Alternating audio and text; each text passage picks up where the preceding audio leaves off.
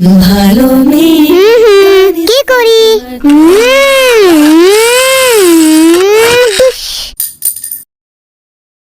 কি করি?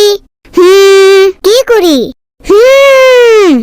আচ্ছা, শরবত করে খাওয়া যাক। মজাদার লাল শরবত। বিসমিল্লাহির রহমানির রহিম।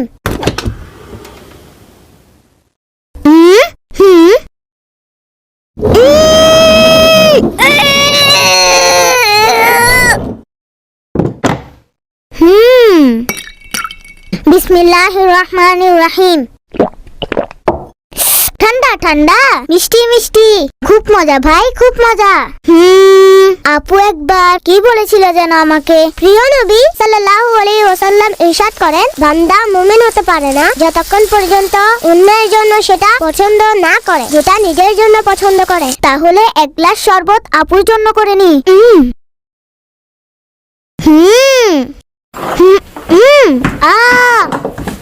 আরে আরে কি হলো, কি হলো? ভূমিকম্প এলো নাকি? আল্লাহ, কি হলো? ওহো, ব্যথা তো পাননি।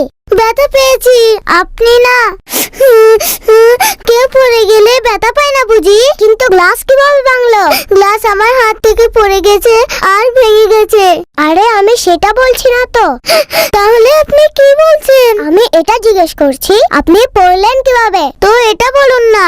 আপনার তো আমার চেয়ে গ্লাসের চিন্তা বেশি। আরে আমার প্রিয় বোন, আমার কাছে আপনার চিন্তাই বেশি। যদি এই কাছে আপনি কেটে যেতেন। আসলে আমি আপনার জন্য শরবত বানাচ্ছিলাম আর এই গ্লাসটি হাত থেকে পড়ে ভেঙে গেছে। আমি ইচ্ছে করে ভাঙিনি। আরে আমার প্রিয় বোন, এখনো আপনি ছোট।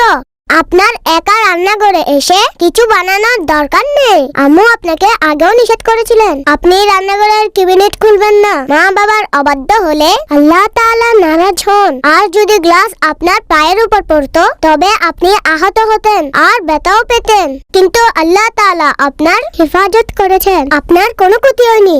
আপনার বয়সের ছেলে মেয়েদের মা অথবা আপুর সাথে রান্নাঘরে আসা দরকার, যাতে তারা তাদের কিছু সাহায্য করতে পারে।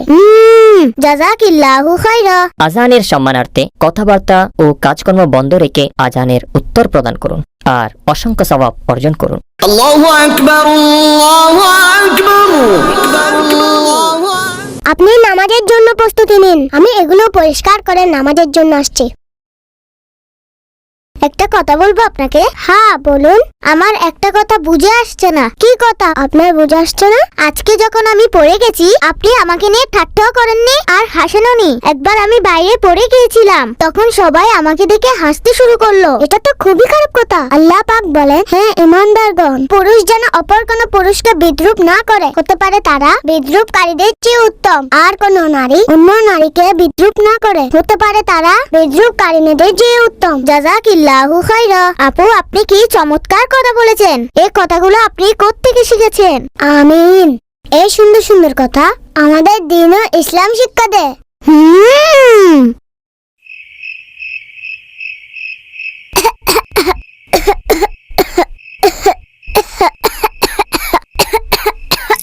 রাইকা নিন, পানি খেয়ে নিন। আপনার হঠাৎ এত কাশি কেন হচ্ছে? আরে আপনার তো অনেক জ্বর।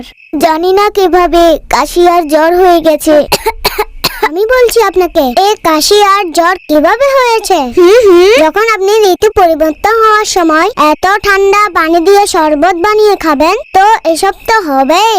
আল্লাহ শেষ নবী সাল্লাল্লাহু আলাইহি ওয়াসাল্লাম ইরশাদ করেন, সুস্থতাকে অসুস্থতার পূর্বে গনিমত মনে করো। প্রিয় ছোট্ট বন্ধুরা, আমাদেরকে ঋতু পরিবর্তনের সময় খাওয়া দাওয়ার মধ্যে সতর্ক থাকা উচিত, যাতে সুস্থ থাকতে পারে।